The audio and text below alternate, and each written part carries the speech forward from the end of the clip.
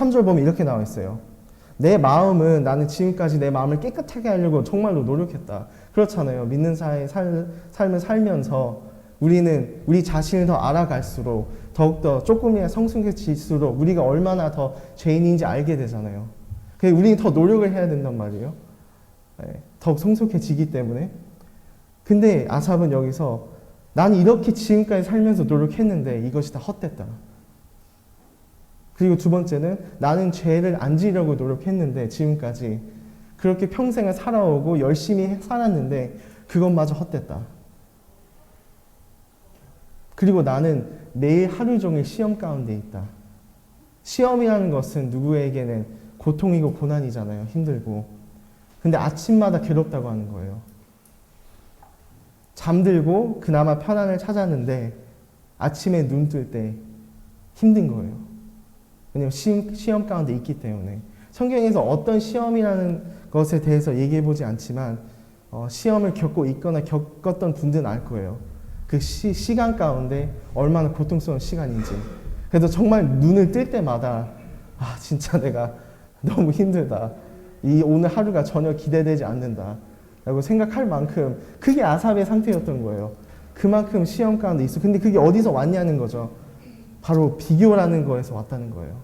아삽은 이 악한 성공한 자들을 봤어요. 돈 있고 부유하고 건강하고 힘들지 않고 시험 가운데 없는데 반대로 나는 하나님을 따랐는데 왜 내 삶은 지금 가난하고 힘들고 시험 가운데 있고 고통 가운데 있는지 이해가 안 됐던 거예요.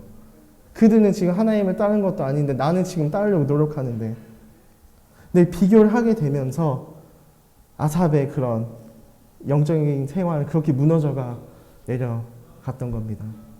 근데 우리 삶에도 이 비교라는 것을 생각해 볼 수 있어요. 이 시선과 비교, 시기, 시선, 비교를 생각해 봤을 때 그닥 다르지 않는 것 같습니다. 우리의 시선을 모르겠어요. 우리가 시기를 한 경험이 있는지는 다들 모르겠지만 시기를 하게 되면 그들을 보게 되고 나를 비교하게 되면 내 자존감이 떨어질 수밖에 없는 것 같아요. 근데 때로는 우리도 모르게 우리 자존감을 높이려고 남들을 비교할 때가 맞는 것 같아요. 이들보다는 낫지. 이 사람보다는 내가 나으니까 나는 잘하고 있는 거야. 잘하고 있어. 그들보단 나아. 근데 이런 재밌는 옛날에 재밌는 사진을 보게 됐는데 이렇게 나와 있어요. 첫 번째 그림을 보면 어떤 파란색 입은 분이 일하고 있는 분에게 그런 얘기를 해요. 너 공부 안 하면 나중에 저렇게 돼. 어떻게 보면 비교를 하는 거죠. 비교를 하고 너 저렇게 된다. 그렇게 되면 안 돼. 너는. 근데 중간 사진 보면 그렇게 나와 있어요. 노란색 입은 사람이 똑같은 일꾼을 보고 그렇게 해요. 너 공부해서 저런 분들을 살기 좋은 세상을 만들어야 해. 그리고 마지막 사진을 보면 그렇게 얘기하고 있어요. 노란색 입은 분이 파란색 입은 분한테 얘기하면서 공부 안 하면 이렇게 무식한 사람처럼 돼. 그렇게 얘기하고 있습니다. 어떻게 보면 이건 그냥 사진뿐만이지만 비교에 대한 위험성과 비교에 대한 그런 의미를 보여주는 것 같아요. 심리학을 조금 공부해 보면, 조금 그걸 리서치해 보면 그렇게 나와 있습니다. 시기라는 마음을 우리 가운데 갖고 있으면 그것은 결국에는 그걸 이루는 것은 resulting of 결국엔 우울증, 불안함, 편견, 그리고 행복하지 않는 삶으로 이룬다고 해요. 전혀 좋은 결과는 없다고 얘기합니다. 그래서 이 비교를 하면서 아삽은 자존감이 낮아지고 삶의 이유와 지금까지 선택했던 모든 것들을 의심하게 됩니다. 자기 자신뿐만 아니라 자기가 갖고 있었던 목적들, 그리고 지금까지 살아온 영적 생활들, 모든 것을 의심하게 돼요. 그래서 이 질문을 물어보고 첫 번째 포인트를 마무리하겠습니다. 현재 나의 마음 가운데 하나님을 혹은 다른 누군가를 시기를 하고 있는가? 두 번째 포인트입니다. 예. 그래서 이 첫 번째 포인트 마무리하자면 아삽 딜레마의 원인은 결국 시기였고요. 그 시선이 결국 집착으로 바뀌었고요. 그리고 결국에는 그 집착에서 그걸 자신을 비교했고요. 그걸로 인해 본인 삶에 혼란과 의심과 자존감 문제가 생기게 됩니다. 16절 끝나고 이제 17절 보겠습니다. 사랑의 형제님 17절부터 22절 읽어주시겠어요? 그러나 내가 마침내 하나님의 성전에 들어가고 나서야 비로소 악한 자들의 종말이 어떻게 될 것이라는 것을 깨닫게 되었습니다. 보라, 주께서는 저들을 넘어지기 쉬운 미끄러운 곳에 두시어 결국에는 파멸의 구렁텅이에 쳐 넣으신다. 그러면 저들은 갑작스럽게 파멸로 치닫게 되니 큰 공포에 휩싸여 어찌할 바를 모른다. 그리하여 아침에 일어나면 모두 사라지는 꿈과도 같이 주께서 일어나 행하실 때 저들은 한날 꿈처럼 흔적도 없이 사라지고 만다. 그동안 내 마음이 심히 괴로웠고 내 창자가 찔린 듯이 아팠지만 나는 운전하여 아무것도 몰랐고 주님 앞에서 한 마리 짐승과도 같았다. 네, 감사합니다. 그래서 우리가 어떻게 첫 번째 포인트를 보면 가장 시간 타임테이블을 봤을 때는 가장 긴 시간이었을 거라고 믿는 것 같아요. 한 90%? 그리고 90%를 경험하고 견뎌내고 그만큼 여기까지 와서 두 번째 포인트로 오는 것 같습니다. 타임라인, 어느 한 사람의 아삽의 타임라인을 봤을 때. 그리고 17절은 이렇게 시작하죠. 심히 내 마음이 너무 힘들었다, 곤란했다, 괴로웠다. 근데 하나님의 성소에 들어갈 때에 그제서야 나는 깨달았다 라고 했습니다. 그래서 여기서 키워드는 성소가 되는 건데, 여기서 우리가 17절 22절 봤을 때 아삽이 하나님의 성전에 들어가서 이해한 두 가지가 있어요. 그리고 성전이라는 것은 그 당시에 그 사람들이 들어가서 예배하고 제사 지내고 찬양하는 그런 공간을 칭한 공간입니다. 자, 이해한 두 가지가 뭘까요? 첫 번째는 우리가 읽었던 악한 자들의 최후, 결말이라는 거예요. 그리고 두 번째 이해했던 게 본인의 마음이었던 거예요. 첫 번째 봤을 때 우리가 18절, 19절 읽으면 그렇게 나오죠. 그들의 최후는 결국에는 파멸이고 전멸이고, 그리고 하나님께서는 그들을 멸시하신다라는 것을 알았던 거예요. 그리고 본인의 마음에 있어서는 21절을 봤을 때 그의 마음이 산란했다는 것을 깨달았죠. 근데 산란했다는 것이 저도 잘 이해 안 돼서 좀 찾아봤는데 embitterment 혹은 bitterness라는 단어입니다. 그건 바로 뭐냐면 내 마음 가운데 깊이 있는 막 드러나는 분노가 아니고 깊이 있는 분노 혹은 원한을 칭하고 있어요. 그 마음이 그런 마음 상태였다는 것을 깨달았고, 깨달은 다음에 그의 마음은 깨졌고, 그리고 하나님께 고백하는 것이 그동안 나는 짐승처럼 너무 바보 같았다, 하나님 앞에서. 근데 어떻게 그런 결론까지 했는지 곧 들어가겠습니다. 자, 이해한 두 가지예요, 그게. 근데 하나님 성전에서 깨달은 두 가지가 있어요. 그렇죠? 아까 얘기했던 첫 번째 악한 자들의 최후죠. 근데 깨달았던 것 하나님의 진리였고요. 본인의 마음이 두 번째였죠. 근데 깨달았던 건 본인 마음 상태였어요. 그래서 어떻게 됐냐면 성전에 들어가서 아삽은 더 이상 본인의 관점에서 보는 세상이 아닌 하나님의 진리, 하나님께서 보는 관점으로 돌아갔던 거예요. 그게 시프트가 됐던 거죠. 더 이상 아삽이 봤던 세상은 아니 왜 나는 잘 살고 있는 하나님을 따르는데 왜 내 삶은 이렇고 저들은 하나님을 안 따르고 있는데 왜 삶이 부유하고 행복하게 살고 있는 거지였다면, 하나님에서 관점에서 본 세상은 그거였죠. 이 세상에 사는 삶뿐만 아니라 영원을 봤을 때 결국에는 그들은 파멸이고 전멸이고 하나님께서는 결국에는 그들을 기뻐하지 않는다 라는 것이었어요. 근데 두 번째는 본인의 마음 상태였죠. 첫 번째 볼 것은 이런 embitterment 혹은 bitterness라는 것을 얘기합니다. 아까 얘기했듯이 마음 깊은 곳 가운데 있는 분노와 원한이고요. 어디서 이게 오느냐라고 했을 때 어디 형제님은 그렇게 얘기합니다. 내 삶이 내 뜻대로 안 됐을 때 이런 게 생긴다는 거예요. 근데 그게 뭐냐면 내가 갖고 있는 정말로 make sense 하는 논리로 선한 마음으로 봤을 때 내 삶은 이렇게 돌아가야 되는데 그대로 안 됐을 때 하나님께서 반대를 허락하셨을 때 물론 슬픔이라는 감정이 있고 혼란이라는 감정이 있을 수 있지만 그런 bitterness라는 분노와 원한이 들어온다고 합니다. 누구에게? 하나님에게. 그리고 그렇게도 생각할 수 있죠.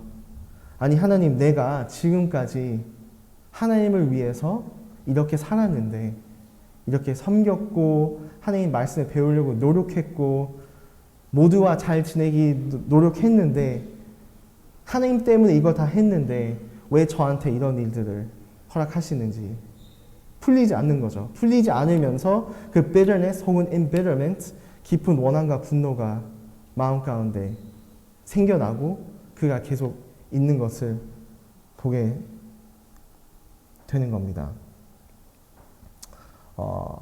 또 심리학을 찾아보면 이 bitterness라는 것이 참 재밌더라고요. 몇 가지를 얘기해 줘요. 근데 이 5가지인가 7가지인가 리스트가 있는데 거기에 공감하거나 해당되면 본인은 지금 embitterment 혹은 bitterness와 지금 싸우고 있는 중이라고 합니다. 자, 첫 번째입니다. 상상 속에 대화를 합니다. 두 번째, 하나님 혹은 다른 사람과 계속 어떤 상황과 경험을 머릿속에 리플레이합니다. 네. 그리고 항상 그 사람에게 세 번째, 그 사람이 어떤 것을 하였는지를 얘기해 줄 필요가 있다고 생각합니다. 네 번째, 하나님 혹은 다른 사람이 나한테 와서 무엇을 지적을 했을 때 나는 쉽게 화가 납니다. 다섯 번째, 그 안 좋은 기억들을 너무나도 잘 기억합니다. 여섯 번째, 몇 개월 전에 있었던 일, 몇 년 전에 있었던 일을 다 기억합니다. 디테일까지. 그리고 마지막 일곱 번째, 아삽이 했던 그들이 잘못했던 그 기록들을 디테일로 다 적어 놓습니다. 이게 바로 내 마음이 지금 그 깊은 원한과 분노가 있다면 이런 7가지 중에 몇 가지를 아마 공감할 거라고 믿습니다. 그래서 우리도 우리의 믿는 자의 삶을 살면서 이런 마음 가운데 우리가 있는지 살펴보고 점검할 필요가 있는 거죠. 근데 여기서 아삽의 그런 반응을 봤을 때 이걸 알았다는 게 난 너무 대단한 것 같아요. 그의 마음이 이런 상태였다는 것을 알고 그게 잘못되었다는 것을 안다는 게 너무나도 멋있는 것 같습니다. 왜냐하면 21절인가요? 그렇게 나와 있죠. 그런 내 마음이 지금 산란하여 한 다음에 하나님 앞에 내 마음이 무너지고 깨졌다고 했어요. 하나님 앞에. 근데 이것도 너무 감동이 됐던 이유가 때로는 우리가 무슨 잘못을 인정하고 혹은 뭐라고 해야 되나 우리가 하나님 앞에 있었던 마음이 정당하지 않았다고 분별했을 때 그럴 때가 많잖아요. 오케이, 나 잘못했어. 인정. 오케이, 다음. 인정했습니다. 네, 제가 잘못했어요. 오케이, 끝. 거기서 끝낼 때가 많지 않나라는 생각이 들어요. 근데 아삽이라는 이 저자는 더 나아가서 하나님 앞에 무너졌던 거예요. 하나님 앞에 이런 죄를 지었으므로 많이 아파하고 슬퍼하고 회개를 했다는 겁니다. 그래서 얼마나 하나님 앞에 그 자신이 지금까지 아무것도 몰랐음에도 불구하고 얼마나 하나님 앞에 하지 말아야 됐었던 말들, 그런 마음가짐을 가졌는지 후회가 됐던 거예요.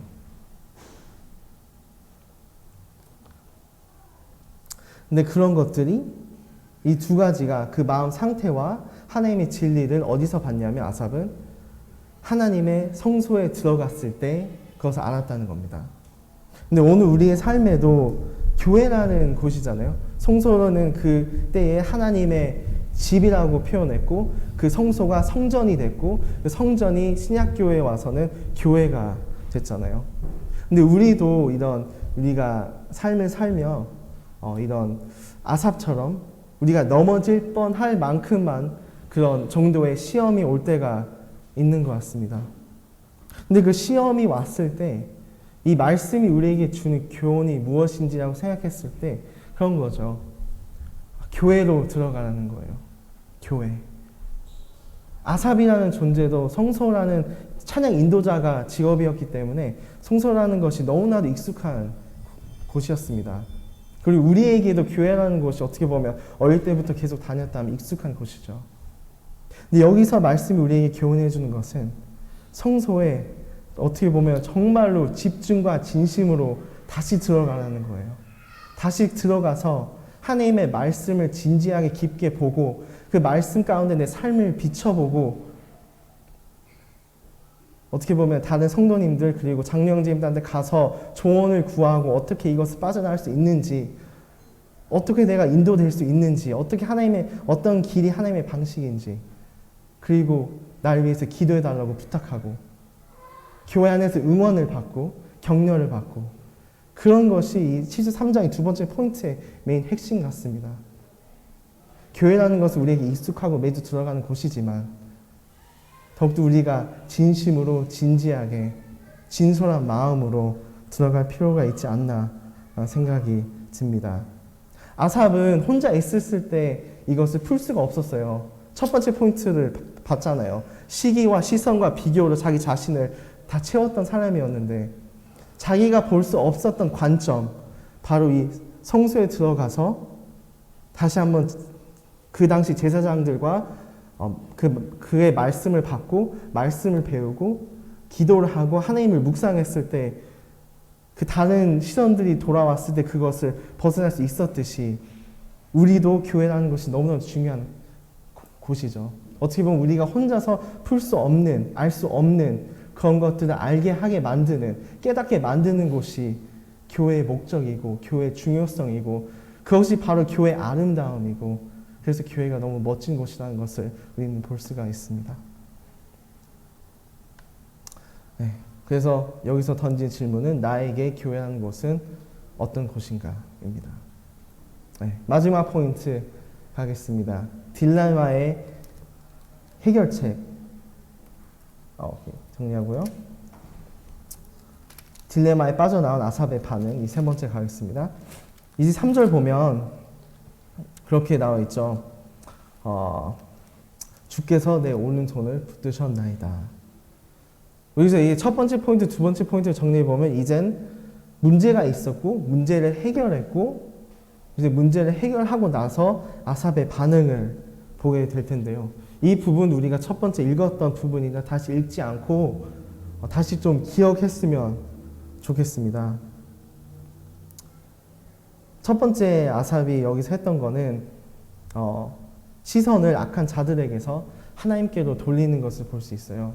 23절, 24절에 나와 있습니다. 23절에는 이렇게 나와 있죠. 조금 더 제가 개사해서 좀 쉽게 얘기하겠습니다. 23절은 하나님께 어떤 고백을 드리냐면 그렇게 합니다. 하나님은 저와 매 순간마다 함께 하신 하나님입니다. 라고 해요. 근데 우리가 21절, 2절을 방금 봤잖아요. 근데 문맥을 살펴보면 그렇거든요. 하나님, 저는 하나님 앞에서 죄를 지었고 하나님 앞에 지금 무너져 있는 상태입니다. 정말 지금까지 바보같이 저는 이런 것 때문에 내 믿음 생활을 의심하고 계속 이해하려고 했습니다. 그런데도 불구하고 하나님은 저와 매 순간마다 옆에서 함께 하셨습니다. 23절이었고요. 24절은 그리고 주의 교훈으로 저를 인도해 주시는 분이십니다. 이렇게 하고 주님께 고백을 하고요. 그리고 마지막으로 영원한 영광으로 저를 영접해 주시는 하나님이십니다. 라고 고백합니다. 두 번째는 하나님을 향한 예배를 드리게 돼요. 25절과 26절을 보게 되면 25절은 하늘에는 주님밖에 없습니다. 그리고 저는 주를 이 세상의 가장 1순위로 사랑합니다. 고백하고요. 근데 26절은 내 몸과 마음이 지금 연약할지라도, 그리고 내가 지금 그들처럼 부유하지 않고 건강하지 않고 가난할지라도 하나님께서 제 마음 안에 있으니 저는 강합니다. 주는 저의 반석이십니다. 라고 고백을 합니다. 그리고 마지막 27, 8절에 드리는 고백은 새로운 확신과 방향을 하나님께 고백을 드리는데요. 하나님 옆에 있는 것이 저는 제일 좋습니다. 나는 주를 지금도 앞으로도 계속 믿을 것입니다. 그리고 마지막으로 이제는 하나님의 아름다움과 하나님께서 행하신 놀라우신 일들을 남들에게 전하겠습니다. 내가 이 경험을 통해서 배웠던 하나님을 나만 알지 않고 남들에게 알리고 나누고 전하겠습니다. 라는 고백을 하게 됩니다. 근데 어떻게 보면 우리 그리스도인도 이 아삽의 딜레마, 문제, 해결, 이 모든 과정이 우리가 겪는 그 시험 가운데 있는 과정이라고 유사하게 볼 수 있어요. 그리고 우리가 이 73편의 교훈을 생각했을 때는 어떻게 보면 시험 가운데 있는, 어떻게 보면 시험 가운데 빠져나오는 좋은 예가 될 수 있는 거죠. 우리 시험과 성화 과정에 있어서. 근데 우리도 그렇게 있잖아요. 이 시험이라는 것은 야고보서 1장에 봤을 때 결국에는 우리에게는 기쁨이라고 하잖아요. 근데 저는 이게 너무 이해가 안 됐어요. 아니, 시험 가운데 있으면 되게 괴롭고 좋지 않고 힘들고 자존감 바닥인 상태인데 어떻게 기쁨이 될 수 있을까? 왜 성경은 말씀은 진리인데 왜 그걸 기쁨이라고 하지? 정말 이해가 안 된다. 근데 이 아삽의 그런 이 세 번째 그 딜레마에 빠져나온 반응을 보면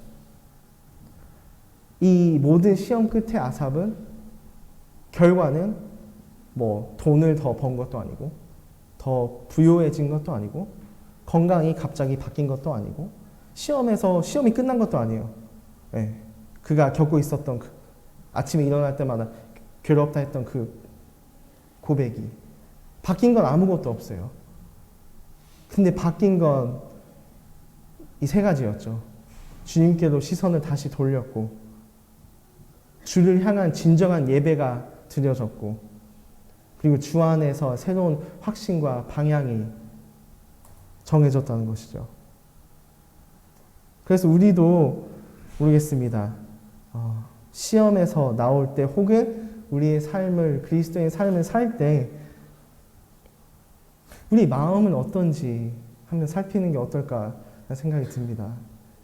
그냥 매일 우리가 아침에 눈 뜨고 하루를 살고 하루 일정을 마무리하고 자기 전에 기도하고 마무리해야지, 아침 일어나고 기도하고 시작해야지, 그렇게 리스트 스케줄처럼 살고 있는지, 혹은 아삽이 보여준 이 결과의 기쁨처럼 비슷하게 살고 있는지, 다시 한번 얘기하자면 아삽의 이런 이야기를 교훈 받았을 때 우리의 그리스도인의 기쁨은 그런 것이죠. 때로는 없을지라도, 때로는 삶이 내 뜻대로 가지 않을지라도 하나님께서 항상 옆에 있다는 것을 알고 항상 옆에서 오른손을 잡아주고 인도해주고 있다는 것을 알고 나를 처음부터 끝까지 사랑하셨다는 것을 알고 지금도 사랑하시는 하나님이라는 것을 알고 그리고 그가 이 삶의 끝뿐만 아니라 영원까지 인도해 주실 거라는 것을 알고 그러므로 우리의 삶의 고백이 하나님께 저는 이 세상에는 하나님이 제일 좋고 하나님이 옆에 계셔서 내가 하나님 옆에 있을 수 있어서 너무 행복하고 앞으로 하나님과 함께 이 세상을 살아갈 수 있고 영원토록 하나님과 함께 살 수 있다는 것만으로도 기쁩니다.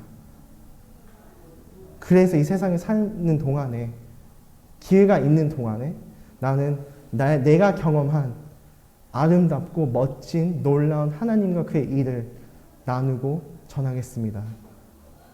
그게 바로 우리 믿는 자들의 마음 상태와 고백이어야 되지 않나, 매일매일 사는 삶 가운데 되어야 되지 않나 하는 생각이 듭니다.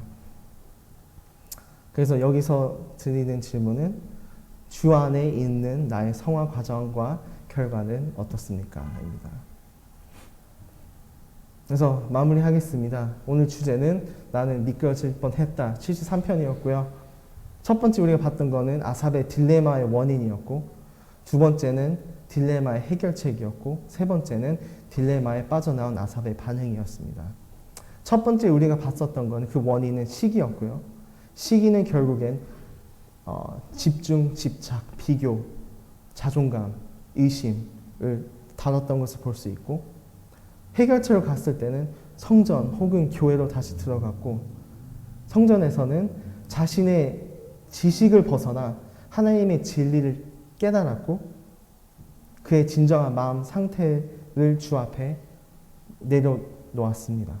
그리고 마지막으로 주께로 시선을 돌렸고, 주를 향한 진정한 예배를 드렸고, 주 안에 새로운 확신과 방향을 얻게 됩니다. 그래서 제가 첫 번째 말씀 시작할 때 질문을 드렸죠. 우리 워싱턴 교회 형제 자매님들은 지금 하나님과 매일매일 삶 가운데 그와 함께 기쁨 가운데 동행하고 교제하며 살아가고 있으십니까? 혹은 하나님이 조금 멀게 느껴지는 존재입니까? 하나 더 추가하겠습니다. 혹은 나는 하나님을 알고 구원받았는데 내가 하나님을 외면하고 있는 것입니까? 그 질문들 던지고 오늘 말씀을 마무리하겠습니다. 네, 기도하고 마치겠습니다. 아버지 하나님 감사합니다. 오늘도 이렇게 말씀을 통해서 하나님의 주신 73편 말씀을 통해서 하나님이 한 번 더 얼마나 멋지고 놀라우시고 정말 아름다운 분이신지를 보게 됩니다. 우리가 때로는 넘어질 뻔 해도, 실족할 뻔 해도 옆에서 일으켜 주시고 항상 함께 해주신 하나님을 보게 됩니다. 그래서 우리 삶 가운데 매일이 정말 아삽의 마지막 고백처럼 하나님과 동행하는 삶을 살 수 있도록 주님 앞에 기도를 드립니다. 오늘도 이 시간을 주셔서 감사를 드리고, 이 시간을 통해 하나님만이 영광을 받고 하나님만이 높임 받기를 원합니다. 모든 것을 감사를 드리며 이 기도는 예수 그리스도의 이름으로 감사하며 기도드렸습니다. 아멘.